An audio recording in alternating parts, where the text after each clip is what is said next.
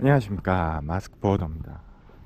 이게 옛날에 그 뭐 어디 역사나 그런 데서에 유배 가가지고 이렇게 선비들이 뭐 책 많이 쓰고 연구 활동 활발히 하고 그런 게 이해가 안 되는데, 여기 시베리아 와서 제가 좀 최근에 요즘 며칠 느낀 게, 지금 영상을 거의 한 10개 찍었나?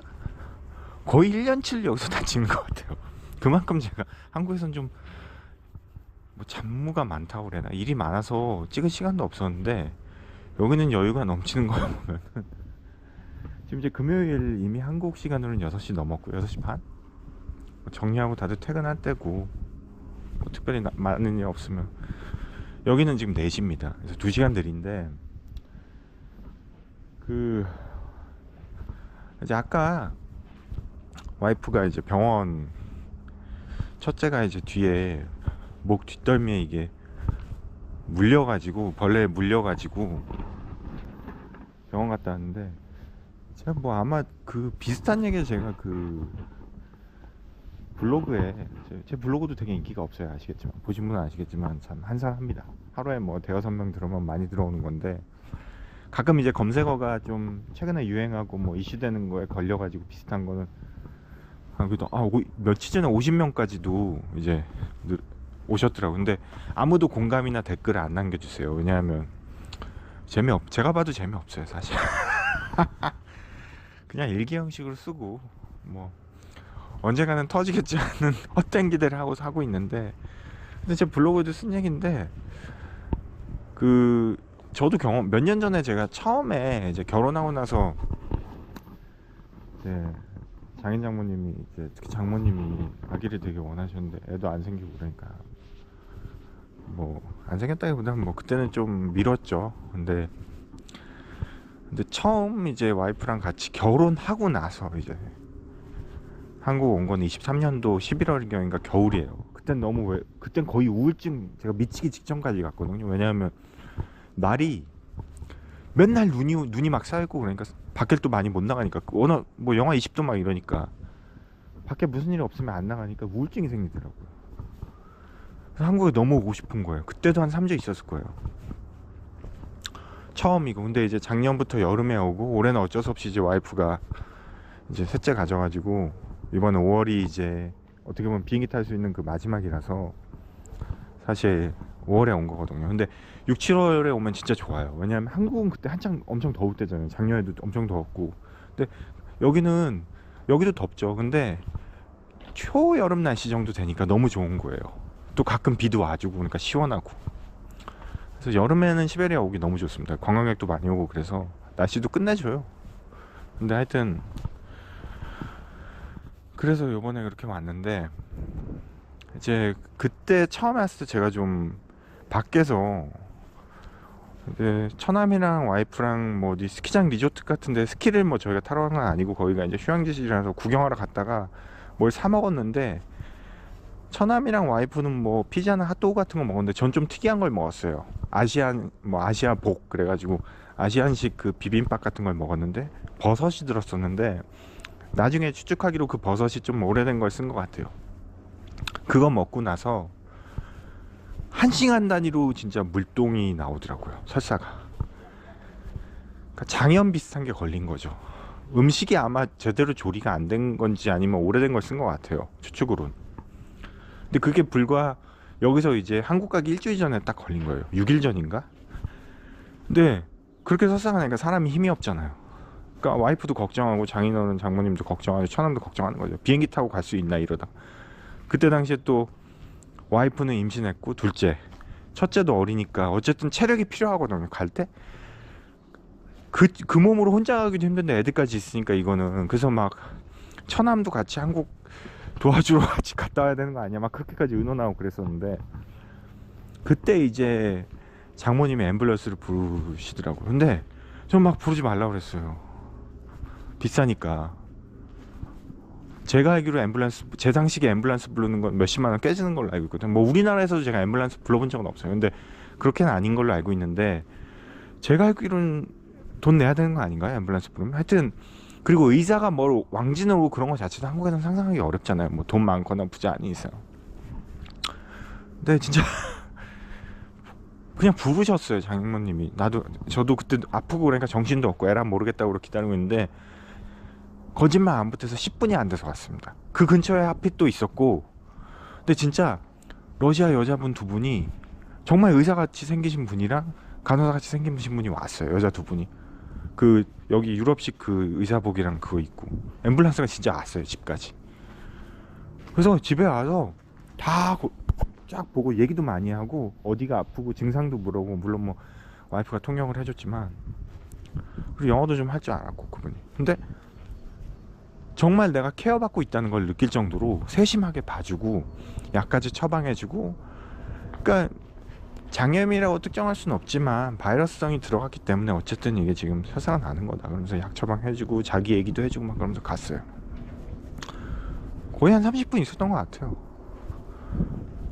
그리고 어쨌든 좋아졌어요. 그 약 먹고 뭐 다음날 다다음날 바로 좋아져서 오는 데는 지장이 없었는데, 그 생각을 해보세요. 여기 시골인데 앰뷸런스 와가지고 의사랑 간호사가 다 처방해주고 집 안까지 들어왔거든요. 그걸 보면서 이야, 사회주의의 위대함? 그러니까 갑자기 사회주의 찬양이 되나요? 사회주의의 위대함을 느꼈다니까요.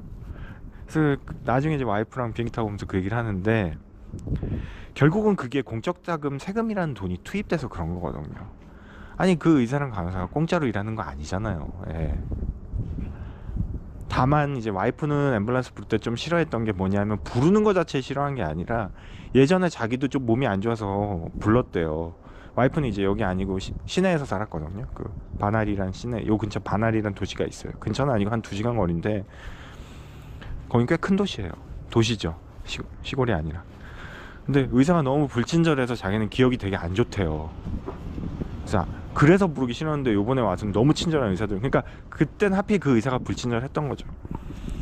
너무 친절하니까 자기도 놀랬다고. 근데 하여튼 그러니까 이게 장단점이 있는 것 같아요. 근데 오늘 이제 제가 하려는 얘기는, 와이프랑 애들이랑 이제 갔다 왔는데 어땠냐고 또 제가 물어봤죠. 병원은 어땠냐, 의사는 어땠냐.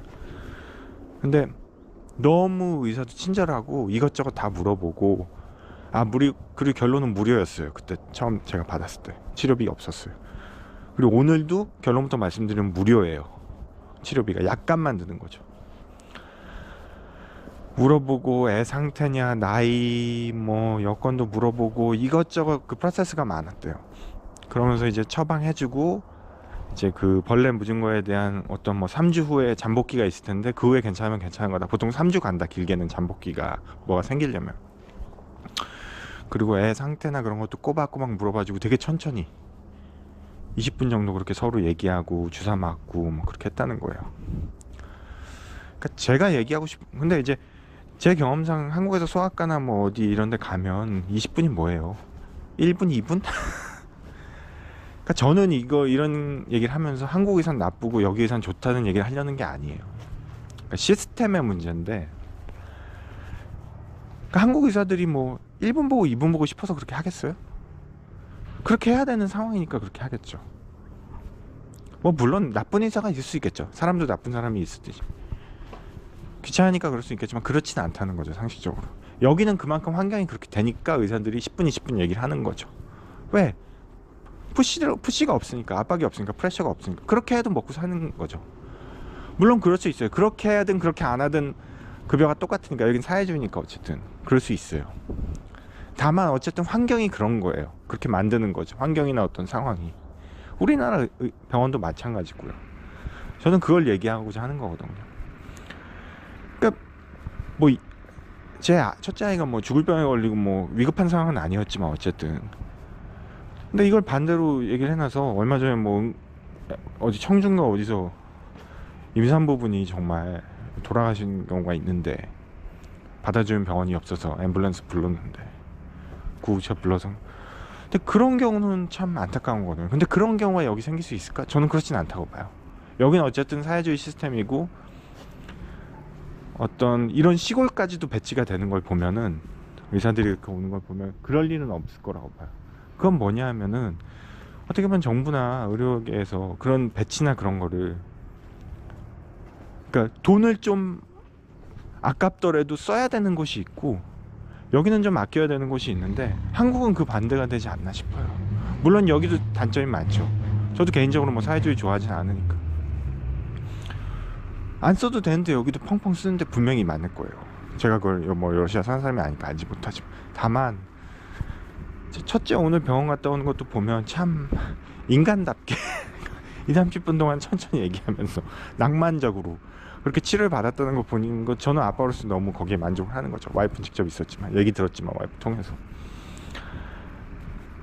그러니까 물론 첫째가 어리니까 잘 모르지만 성인이라면 그렇게 또 치료를 받으면 심리적으로 내가 의사한테 정말 좋은 케어를 받았기 때문에 그게 분명히 병이나 상황이 호전되는데 충분히 도움이 된단 말이에요. 심리적으로도. 외국인 의사지만 너무 고맙고, 물론 사회주니까 돈 안 받는 것도 좋죠. 예. 참 그런 걸 보면서 이런 거는 좀 뭐라지? 본받아야 되는 거 아닌가. 우리 사회에서도 병원 가서 좀 많이 느꼈어요. 다만 이제 그런 건 있죠. 여기도 대기가 많고 뭐 그러다 보니까 또 기다리는 사람 입장에서 왜 이렇게 오래 보지 막 그럴 수도 있어요. 그런 난점도 있는데 어쨌든 그런 생각이 들어서 주저앉아 봤습니다. 예. 그리고 최근에 제가 어떤 일이 있었냐면은 한 2, 3년 전 인보이스를 달라고 하는 화주가 하나 나타났어요.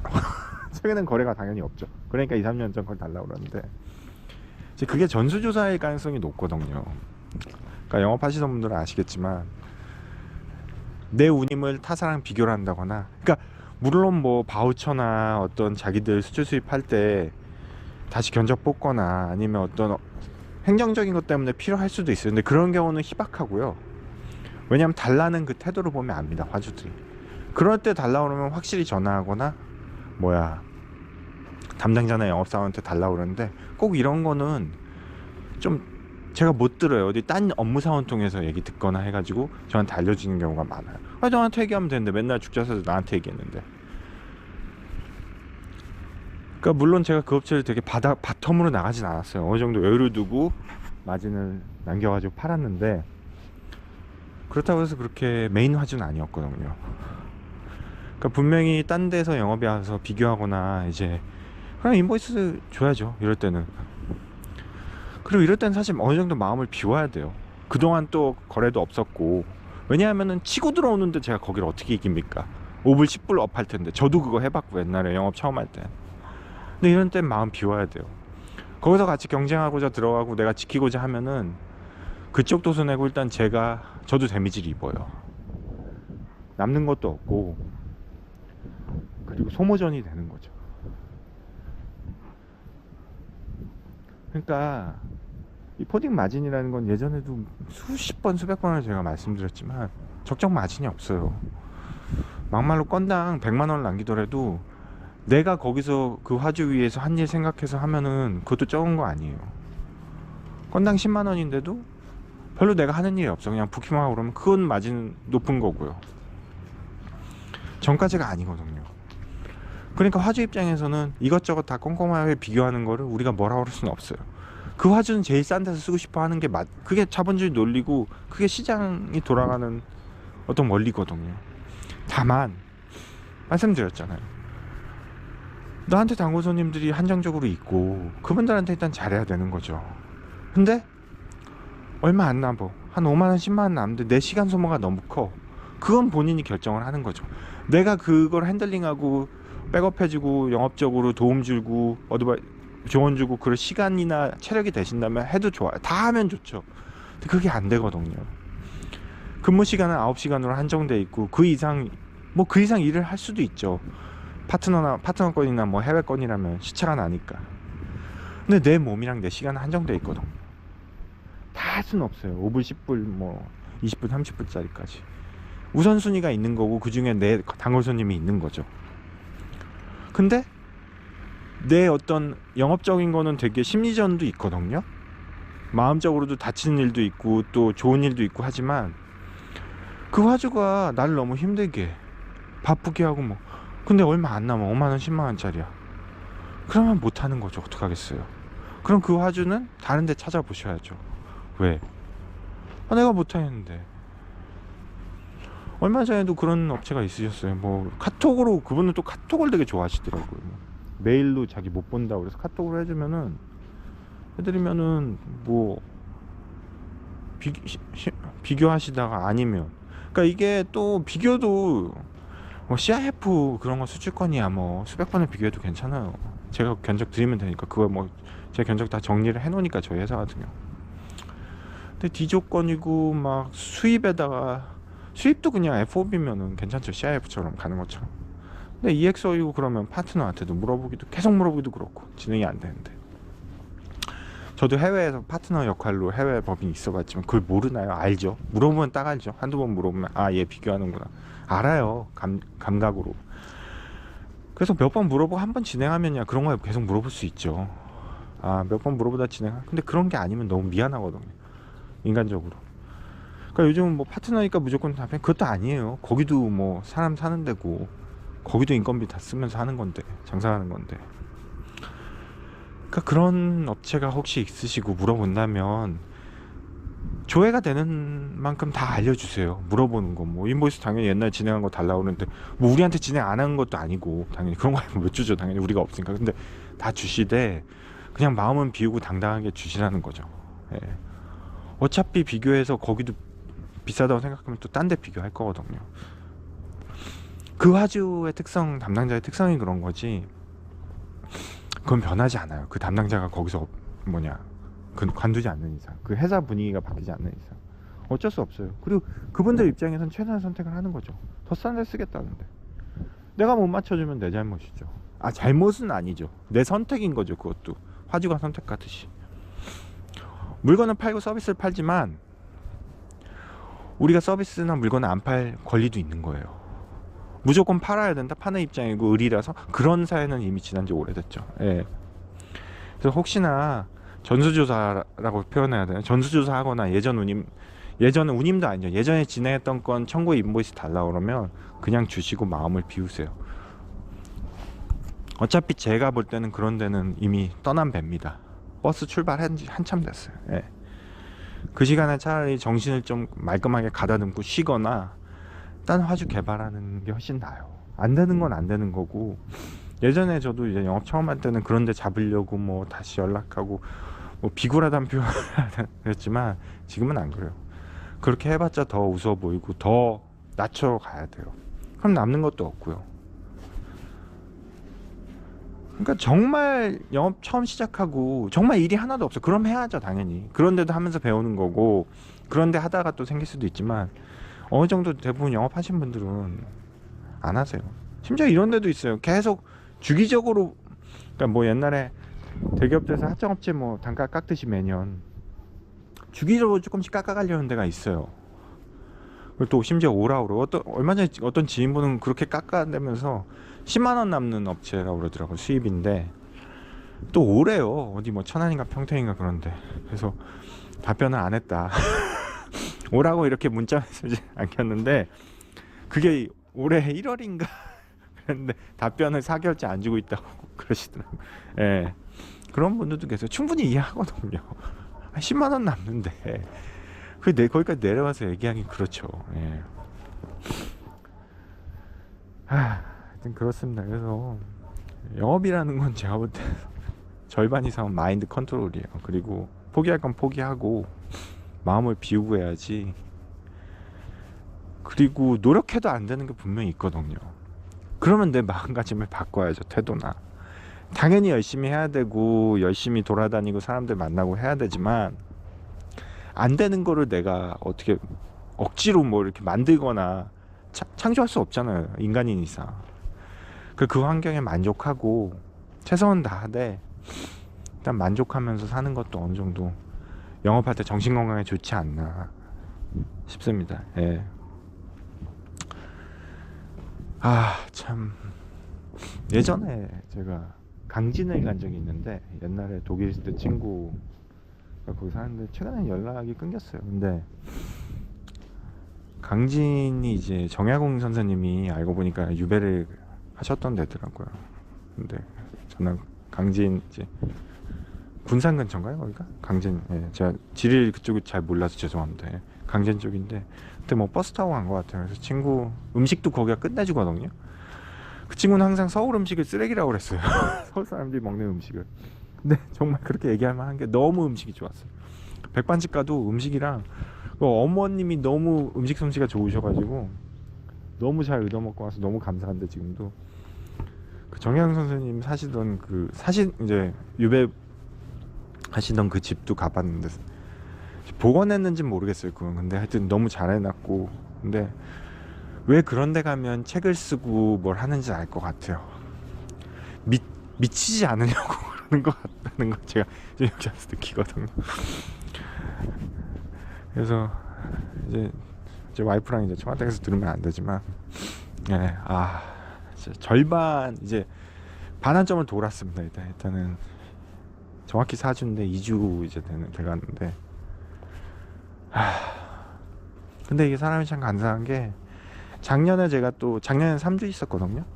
근데 작년에 돌아오는 날 항상 이제 주말에 돌아와요. 일하는데 지장이 없어요. 내가 토요일 날 비행기로 이제 돌아오는데 갈 때는 또 사람이 좀 기분이 그렇더라고요. 마음이 좀 씁쓸하더라고요. 그래서 정들어서. 그러니까 왜 군대도 나올 때, 물론 군대는 다른가요?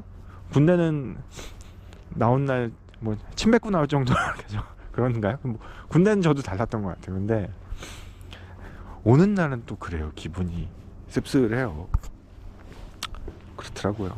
장모님 우시는 거 보기도 그렇고. 그래서 하여튼 그때를 가는 날을 생각하면서 그래도 감사하면서 있으려고 합니다. 예. 신경 써준 와이프랑 장모님께도 너무 고맙고, 그래서 감사한 마음으로, 자족하는 마음으로, 예. 영업하다가 그 마음은 많이 배웠거든요. 예. 안 되는 건 어쩔 수 없지만 최선을 다하자. 예. 분명히 좋은 결과를 주실 거다. 예. 뭐 그런 거죠. 가는 날 슬플 걸 대비해서 절대 불평하거나 불만족을 표현하지 말자. 예. 그런 것 같아요. 예. 마스크 보어드였습니다.